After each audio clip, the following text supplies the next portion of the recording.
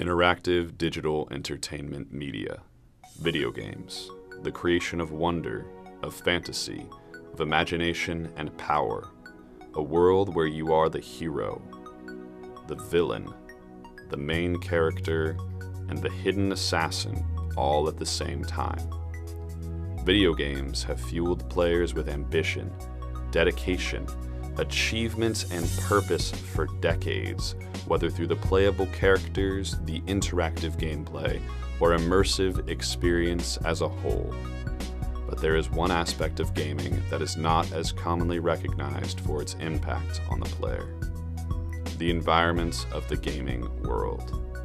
Vast mountain ranges, deep oceans, colorful surroundings, detailed landmarks, anything and everything that you see on the screen can be the environment. The work that developers put endless effort into, the space that players gravitate to, and the power that it all has on the people experiencing it. That is what our focus is on today, the forefront of our backgrounds.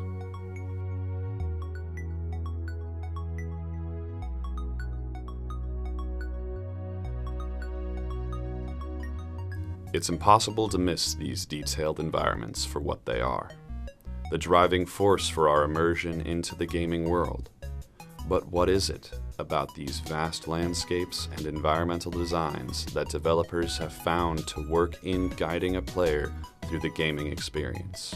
There are many different aspects of environmental design that are very useful for guiding the experience of the player and helping them understand where they need to go, where to navigate, where to go next in a very basic sense. The player always needs guideposts for that, and if it's done through environmental design, then it's less expositional. You don't need a cutscene to show them.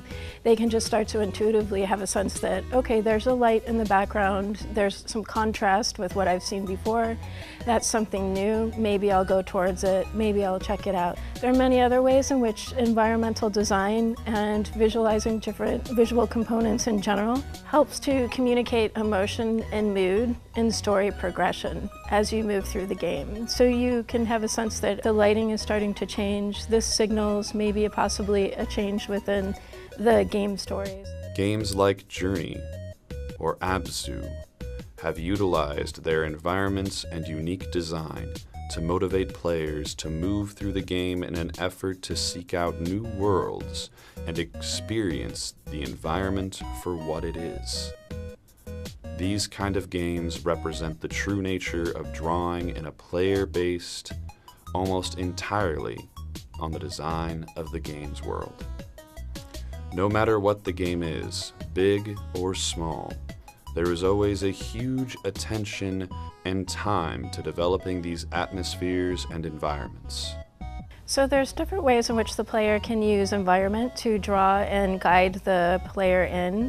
There's different ways in which we might think about this. One of them might be through how can you completely immerse the player in this story world, game world that you want them to be a part of, which is going to be a virtual experience and different from the quote-unquote real world.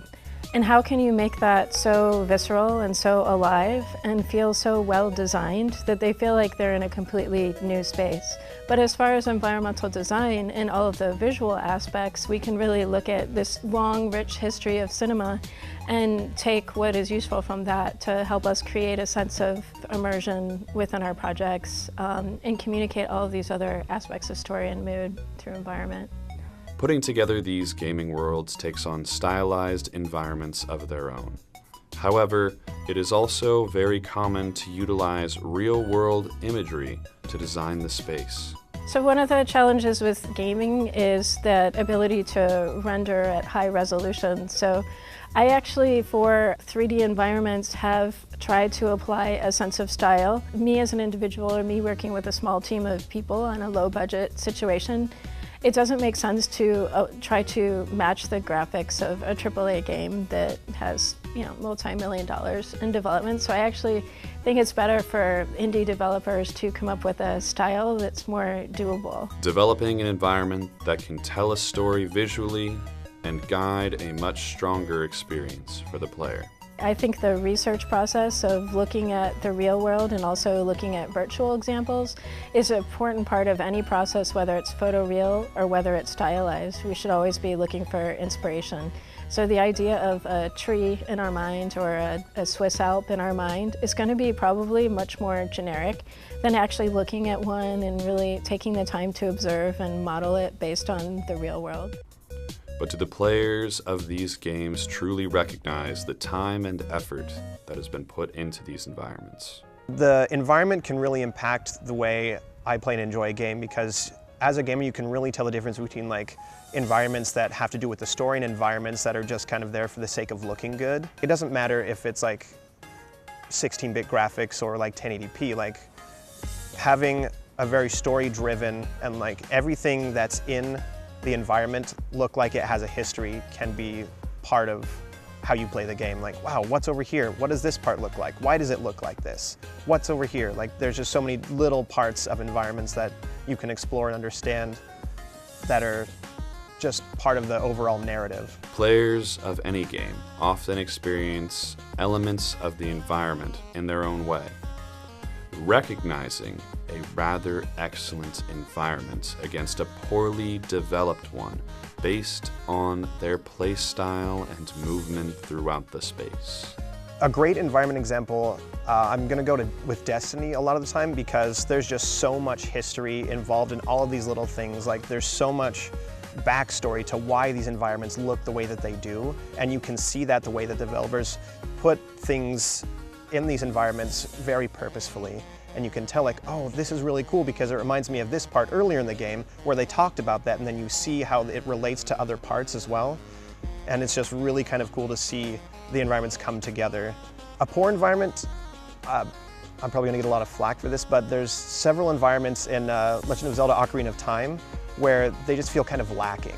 There's not a whole lot to interact with. They're just kind of like blasé, yeah, it's a Zora fountain, and you don't really know what that is, and they just kind of give you these rendered blocks of rock and then some water and say it's this. You're like, okay, but why is it like this? Like, we don't know why. We don't know anything about the Zora, why that's there. Particularly nobody who has played, or if somebody hasn't played Zelda, they wouldn't know what this is or why this is the way it is.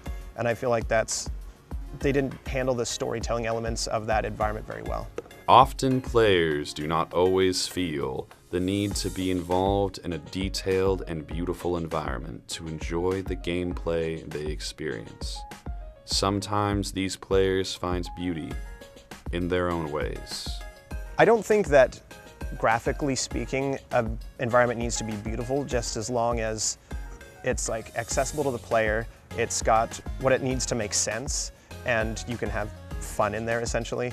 Like with Minecraft, there's so many times where I just will climb to the top of a tree and I'll look out and see like this blocky scape, but it just looks so cool because that's just the environment that it is. Because it's not meant to be this gorgeous 3D thing, but it still has these little elements of like building and creating and doing and seeing that it's really impactful for me as a player. As players develop their understanding of what games are well made and what games are not, they easily point out the environments as a leading reason for this. But why is it that the environment has this impact? A bad environment can certainly, perhaps not ruin a good game, but diminish the pleasure you get from it. And in fact, I think this is most obvious as the computing capacity has increased in the last 20 years. Things that designers had to settle for 20 years ago, as soon as it was possible to not have such a narrow color palette, to have more convincing 3 dimensions, they did, because they understood that it was distracting to a player, either consciously or not, to have such clunky graphics. And so players do notice if you're not really fully taking advantage of what the current state of the art is. And so certainly it can diminish the quality of the play. I think, again, players were playing video games 30 years ago in a much more crude atmosphere. So clearly we're willing to play. It's just if we know it could be better, that really bothers us. I think good quality production values and aesthetics can make a game that is otherwise not much fun or engaging to play worthwhile Again, just because the environment that you're surrounded by in the game can be interesting in itself. There was a game that came out, I think in the early 2000s called, no, it was earlier than that, called Myst, in the late 90s, I believe, which for its time looked beautiful. It was very lushly animated. The gist of it is you find yourself marooned on an island and you have to explore the island and find puzzles and clues. As a game, I didn't find it very engaging. I'm really not much of a puzzle person, and so a lot of it was based on recognizing patterns and insignias on trees and touching them in the right order and that kind of thing. I quickly got bored with all that. But it really was fascinating to just wander around in that world and see the various things, waterfalls and oceans that they were able to animate in a way that, again, for its time was very, very new. So they'd clearly put their eggs in the design basket, as far as I was concerned, at the expense of making a game that was intuitively playable enough that you didn't need a ton of clues and a ton of playtime to even get started in it. Where the experience of the game is concerned, players of the game typically recognize the visual aspect of the environment, but do not often take notice to the limitations and boundaries that these environments can create. The way that the designers find ways to use light and shadow and color to guide you along and make you feel like you're making decisions, when in reality they've put limits on what you can do at any given moment, it just doesn't feel that way. You're not as conscious of the limits on you. The theme parks do the same thing. A well-designed theme park, especially a place like Disneyland that's meant to give you the impression of really being in a different world, they accomplish this in all kinds of subtle and obvious ways. That the paths you're supposed to follow are marked differently, colored differently than the paths they don't want you to go down. The size of buildings is very carefully manipulated to make them appear bigger or smaller than they really are, or closer and more far away than they really are. And this is done in games all the time. Of course, in animation, you can do that just by drawing things differently. In a theme park, it has to be architecture. But that kind of use of our expectations about what looks attractive and inviting and what looks dangerous and scary, all of that can be taken advantage of by a good designer. Environmental design is a very important, sometimes vital piece to a well-developed video game. However, not all players might think so. Some players are more interested in the gameplay than they are the beautiful scenery that surrounds them. The aesthetics involved in game-like environments are, especially to a whole set of players that game theorists call ludologists, they're easily done away with and easily ignored as long as the game itself is giving you interesting challenges.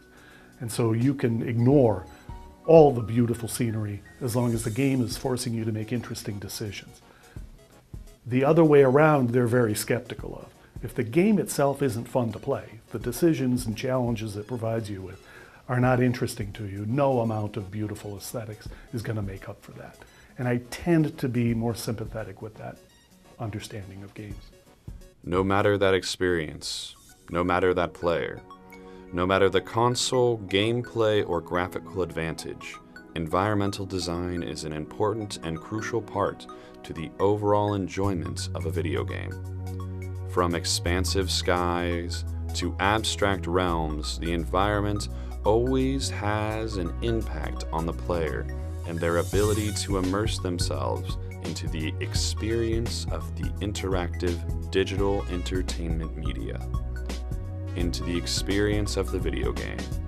And that is the forefront of our backgrounds. Thank you, and happy gaming.